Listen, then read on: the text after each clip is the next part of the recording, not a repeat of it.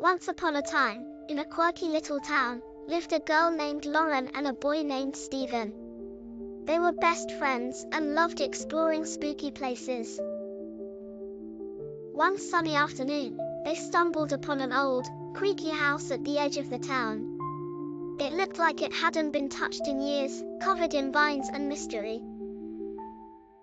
"Let's go inside," Lauren said with a mischievous grin. Stephen gulped but nodded. They pushed the door open, and it creaked loudly, echoing through the empty halls.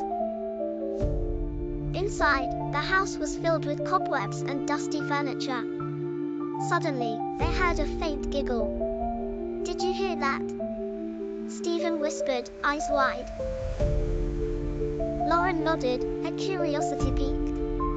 They followed the sound to a room with a large, old mirror. As they approached, the mirror shimmered and a ghostly figure appeared. "Hello," said the ghost cheerfully. "I'm Casper, the friendly ghost." Lauren and Stephen gasped but quickly realized Casper wasn't scary at all. Casper explained that he was lonely and just wanted some friends to play with. Lauren and Stephen smiled and agreed to be his friends. They spent the afternoon playing hide and seek with Casper, who was excellent at hiding, of course. They laughed and had so much fun that they lost track of time. As the sun began to set, Lauren and Stephen knew they had to go home. "Will we see you again?" Lauren asked. Casper nodded happily. "I'll always be here," Casper said. "Just come back anytime you want to play." With that, Lauren and Stephen waved goodbye and headed home, promising to return soon. From that day on, Lauren and Stephen visited Casper often.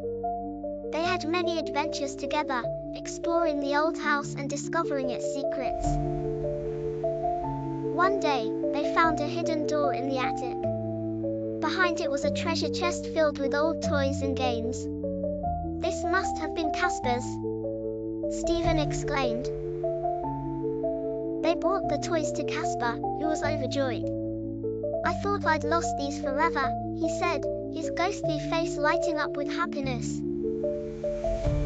Lauren, Stephen, and Casper played with the toys, creating new games and stories. The old house was no longer spooky, it was a place of joy and friendship.